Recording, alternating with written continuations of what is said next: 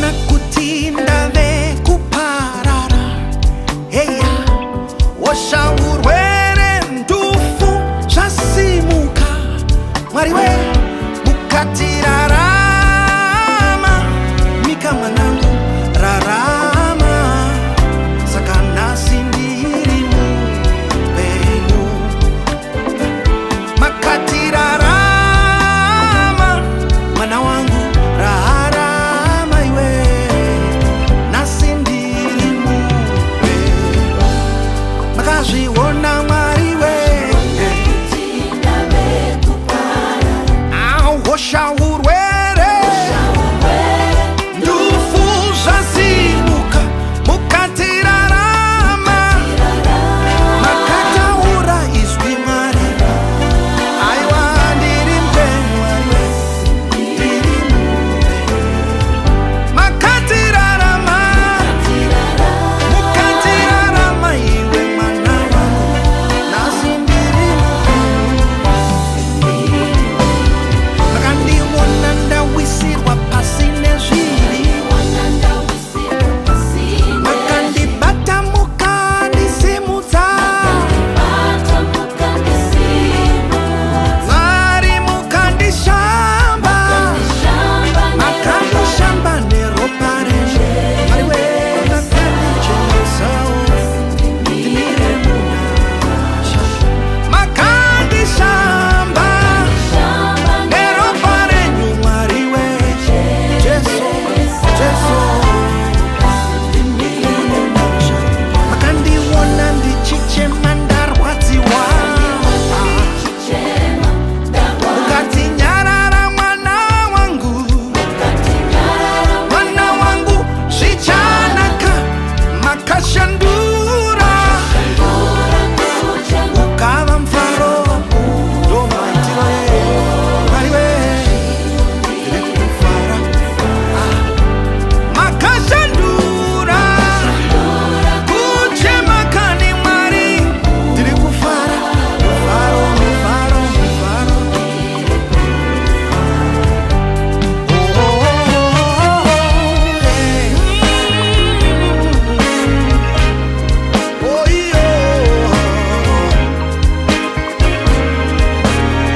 Hallelujah, hallelujah. Makanaka kanma.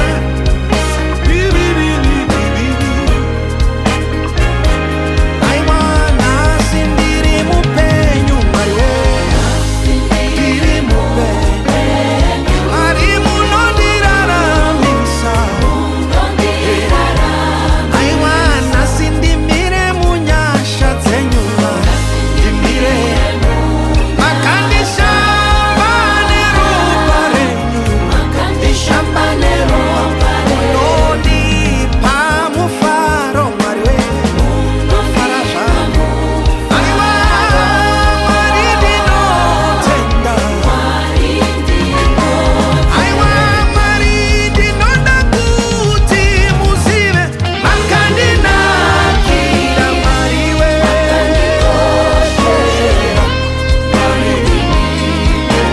aiwa mwari ndinoda kuti muzive makandinakira baba makandikoshera mwari aiwa mwari verenga iwo tsamba yangu makandinakira baba makandikoshera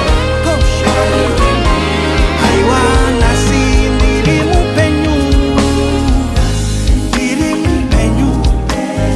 munondiraramisa mwari munondiraramisa ndiri mupenyu mwariwe ndinotenda hakuzi kugona kwangu inyasha dzenyu kurarama inyasha mwari ndazvionera hauzi uchenjeri aiwa mwari ndinotenda nechipo cheupenyuwo nasindiri mupenyu. Shalom, shalom, greetings, wonderful people. We thank God for another opportunity that we are in the presence of God.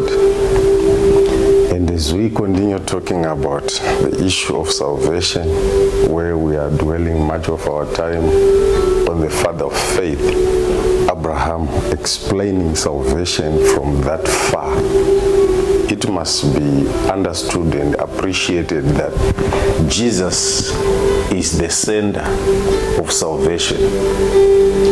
There are people who received salvation after Jesus died, who are like us, but there are individuals who also benefited from salvation because they were looking forward to the death of Christ. So we have individuals before the cross who were looking towards the cross, and we have individuals after the cross who were looking back to the cross.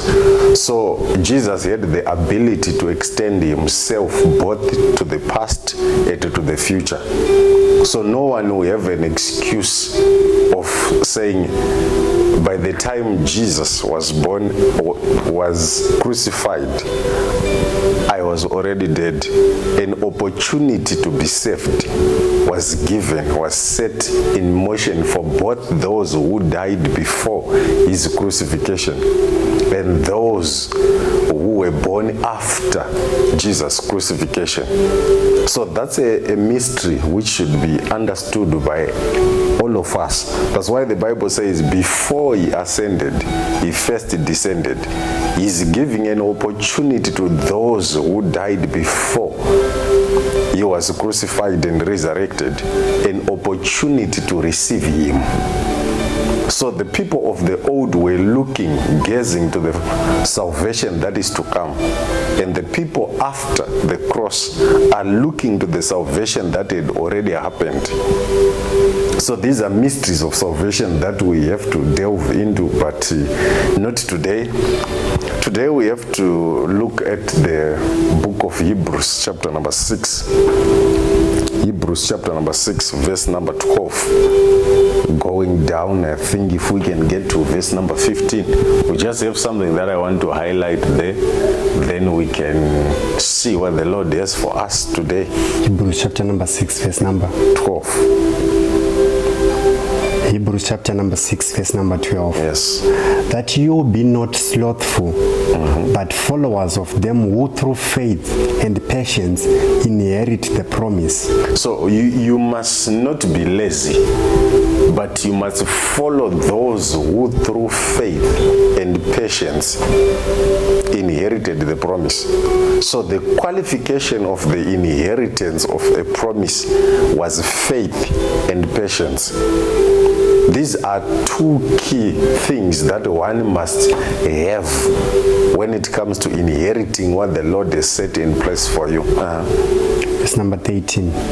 For when God made promise to Abraham, because he could swear by no greater, he swore by himself.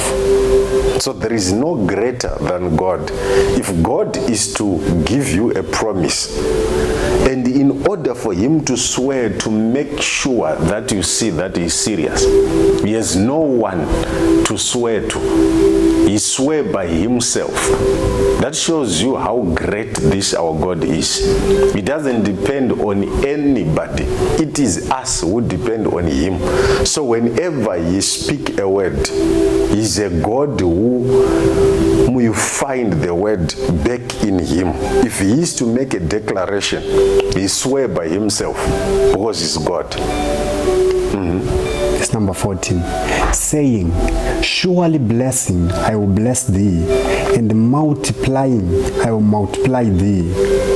Yes. Verse number 15. And so, after he had patiently endured. After Abraham patiently endured, he obtained the promise. Then he obtained the promise. When you are obtaining, which means you are achieving or you are receiving that which you have been promised. But what is happening? Through patience, he endured. When you hear the word endure, it means there was a moment where things were tough. It was not easy.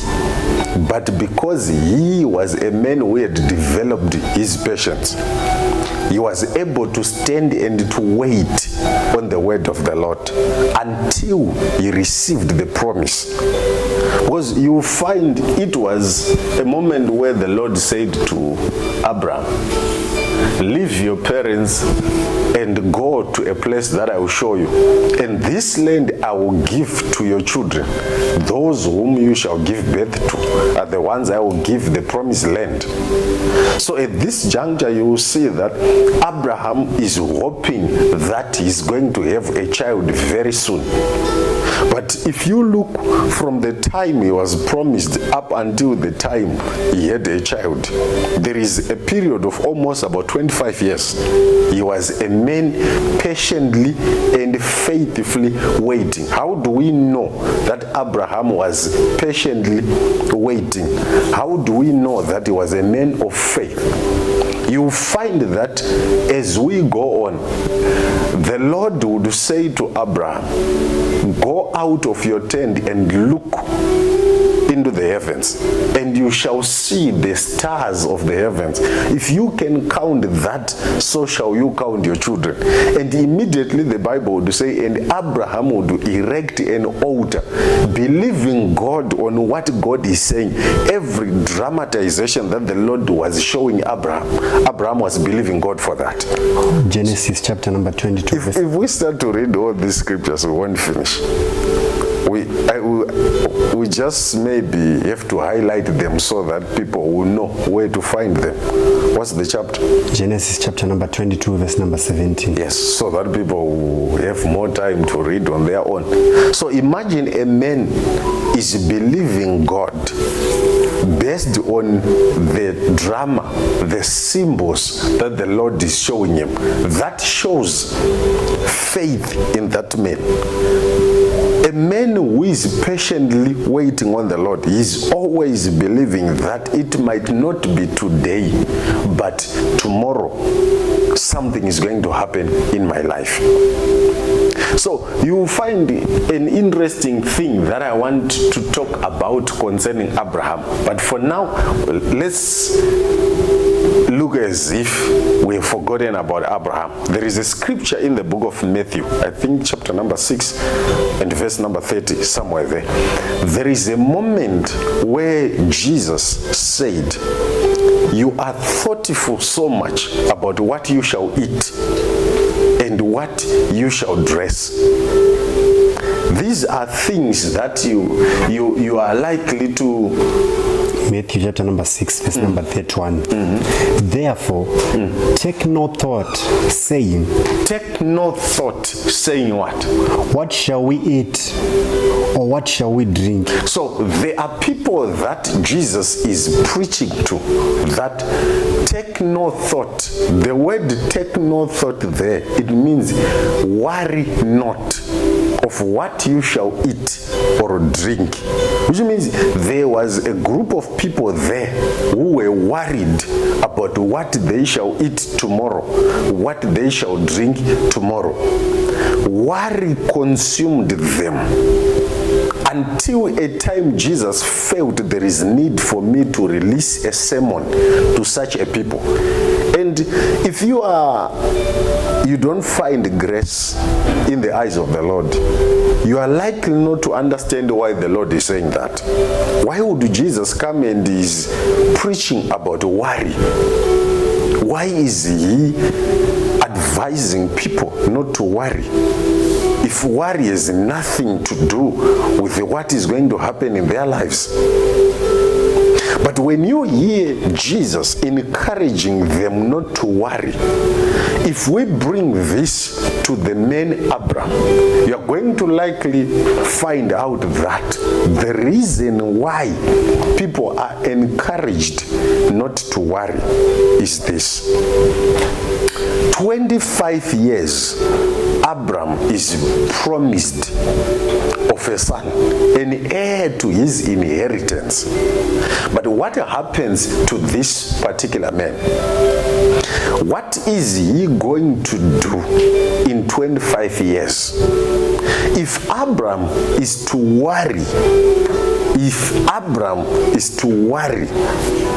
during the period of the promise, and the period of the obtaining of the promise, something is going to happen that I'm going to explain now, because that's the major topic that I felt we need to talk about. Many people have received a promise from the Lord. Many of us have received a word from the Lord. And during the moment of waiting for the fulfillment of that word, we get to worry.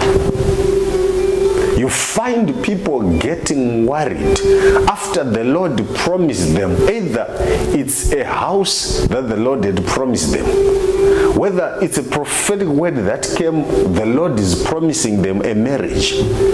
But during the process, waiting for the day of the manifestation of the promise, the day of obtaining the promise, there is something that happens to them.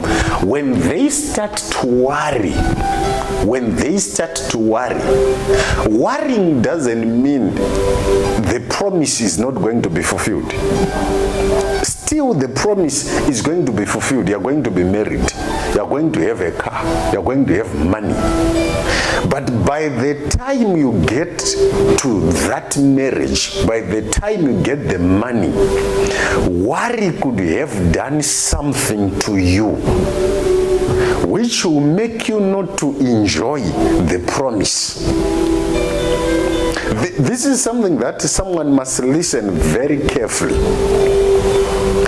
Because do you know that it is worry that has brought people to a point of sickness even before obtaining the promise?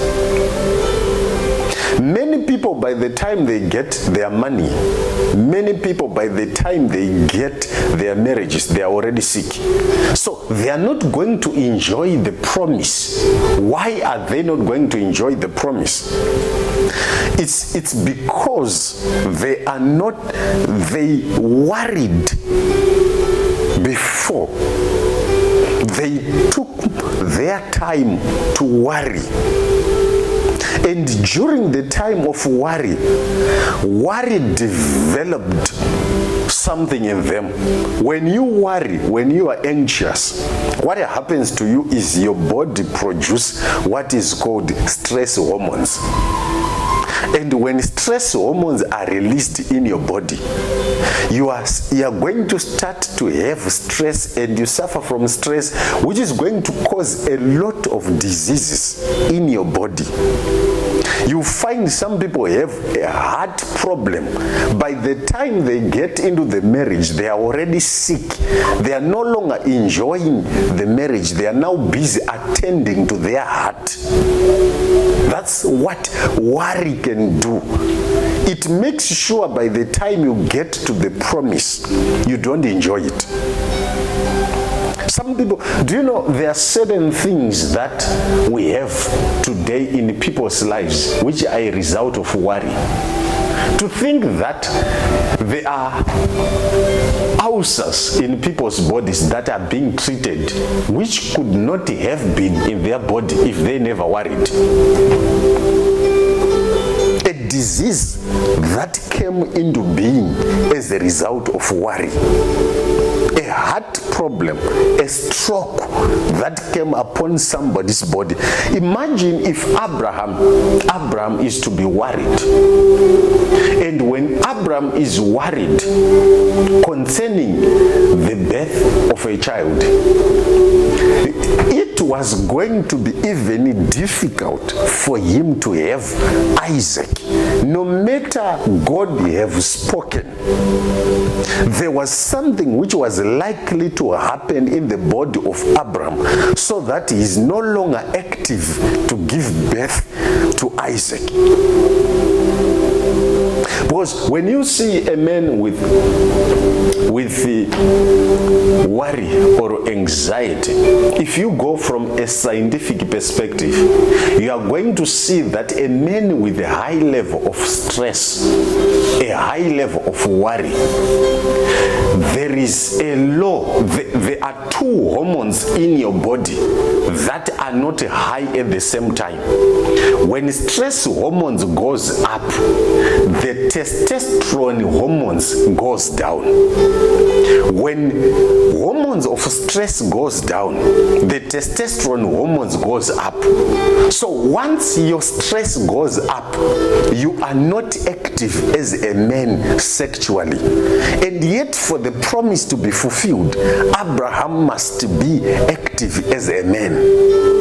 So worry is going to hinder the fulfillment of the promise that God gave to him.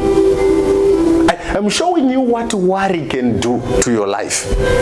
Because people take it so lightly to think when a man is worried. I'm showing you the importance of why Jesus is saying, worry not. When Jesus is saying worry not, he's not saying don't plan about tomorrow. He's saying when you get to a point of being anxious and worrying, you don't know the power of worry to your body. You need to understand the importance of managing worry. There are things that you are likely never going to enjoy. Let's say Abraham is worried and his worry is not managed. He's going to have a stroke in his own physical body. What is he going to become if worry has taken charge of his life? Most of the people, look at people, someone is, whether is 28, someone is 30, and is busy counting the number of years and start to worry, will I be married? Be very careful that by the time your marriage is coming, you're already sick. You're never going to enjoy that marriage because you invested your time in worry, and worry gave birth to sicknesses in your body.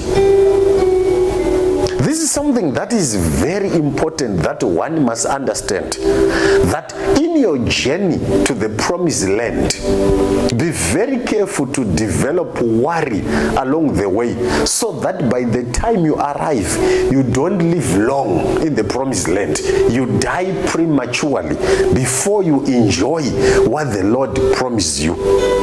How are you going to die? Because of what you developed during the journey. Learn to enjoy the journey to the promise. Yes, you don't have a child yet. Yes, you don't have a car yet. But learn to enjoy the journey towards that so that you arrive in good health. You arrive while you are still intact and enjoy a good life and you enjoy longevity finally when you arrive. But are we able to maintain happiness, to maintain peace, to maintain joy even in the wilderness? Your wilderness moments, they are learning moments, but don't allow those learning moments to frustrate you, that you get anxious, you get worried. Because that worry you are keeping, that worry you are investing in is going to become your demon, is going to become your finally arrive. You are already swallowing tablets for high blood pressure, which you didn't have before.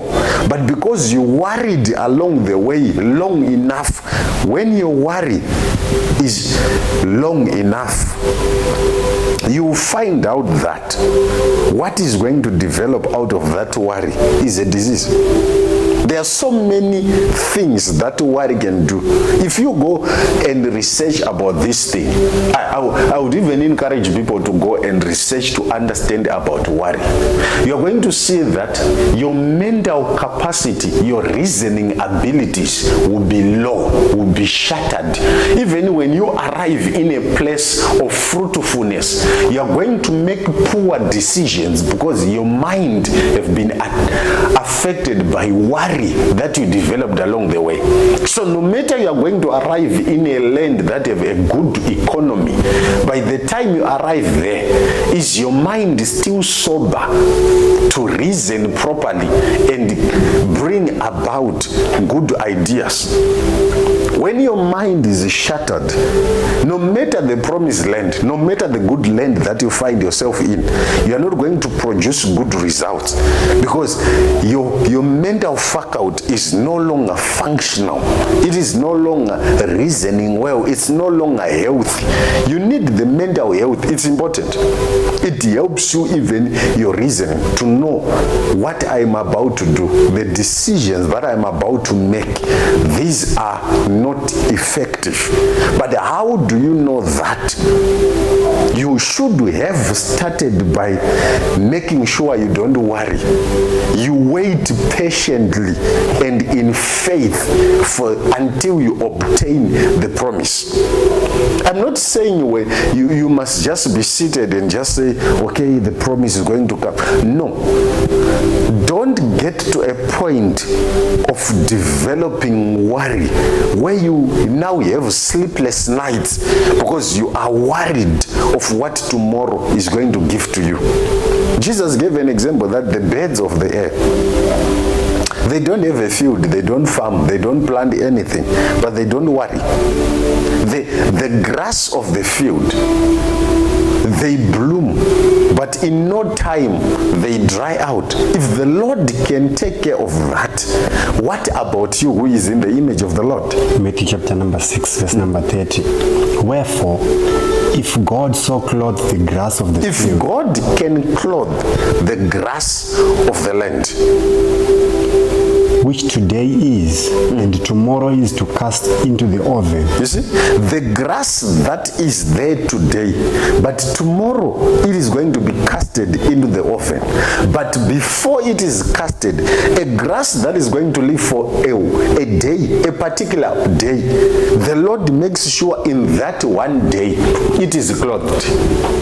What about you who is going to live for 40, 50, 60, 80 years? Are you telling me that the Lord is so generous to grass and he cannot be generous to your life? He cannot be generous to your children. He cannot be generous to your family when he can be generous to the grass that is in the forest. And considering that you are in the image and the likeness of God, isn't that an enough reason for the Lord to be generous to you? So why are you worried? Worry is coming from the devil. The devil wants you to worry today, not because he doesn't know that you are going to receive, but he wants you to receive when you are no longer effective. So what is he doing? He's destroying you today by worry, so that by the time you arrive to obtain the promise, you are no longer intact. Your life is no longer in good shape. You are no longer in good health. So when you finally get it from the Lord, whether it's a financial promise, you are not going to enjoy that money. You are now taking it to the doctors. That's what the devil is aiming right now. He's not attacking your today. He's attacking your promised land by giving you worry today. There are things that we worry about which we should not worry about, because even without those things, who told you that you can't make it in life? We have people who are worried. Look at some worry that people have. Do you know there are people who are worried of things that are never going to come? Like, they have fear and worry, always questioning themselves, what if my marriage ends? They are never going to enjoy this marriage because they are worried that one day it will end. And every day the marriage is not ending, but worry is taking center stage. So you are not enjoying it. What is going to now bring the divorce is not the divorce, but the worry that you have concerning the divorce. Your worry is going to bring about divisions. Your worry is going to bring about lack of trust, because you now feel like, what if this man or this woman is cheating? All this is coming from worry that you have developed in you as a result of the fear to lose that which you have received. But at this point, child of God, I want you to understand that worry is of the devil. The devil wants you worried now because he knows what the Lord has prepared for you. The Lord has prepared goodness for you. Great things are ahead of you. But today, what you should invest in is patience and faith. Don't invest in worry, because you are going to have a harvest of that your worry. And eventually your life is going to be miserable as a result of worry that developed years ago. You look at a person, if you are not prophetic enough, you are never going to know that this person is sick as a result of worry. So what I need to address here is not the hypertension, it's not just the ulcers, it's not just the stroke. I must address the situation of patience and faith in this personality. As long as you deal with the disease and you don't deal with the worry, the person will eventually become sick again. So there is a moment you need to leave the disease aside and you deal with the root cause of the disease, which is worry. The person, what he or she is lacking is patience and faith. And when those two things are lacking, worry gets hold of the person. And the person is now living in the zone of worry. And worry starts to have branches. And the branches of worry are diseases. And the diseases take center stage of the person's life. And eventually, whatever comes, whatever blessing that comes from the Lord, it will now become like a curse, because you are now going to use it in environments trying to help your body to recover instead of you enjoying it.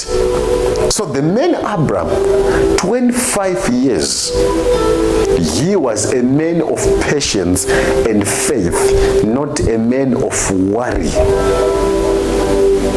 So in receiving and obtaining, when he finally obtained, when he saw Isaac being born, he enjoyed looking at Isaac. He enjoyed living with Isaac.